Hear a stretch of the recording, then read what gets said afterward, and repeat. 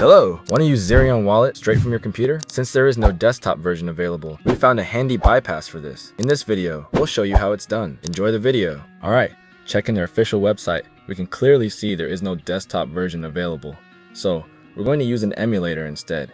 You can find the download link right on our website. Once inside the emulator, we just need to download Zerion wallet from the Play Store, like a regular app, and then open it up. To create a new wallet, just hit create new wallet, and make sure to set up a strong password. You can also import your existing wallet if you already have one.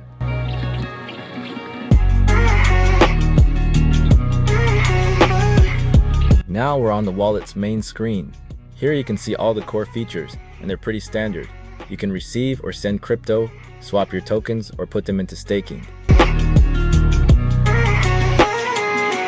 By the way, I've personally checked it out, and the wallet actually offers pretty low fees for both transfers and token swaps. Plus, they have a pretty solid referral program available here.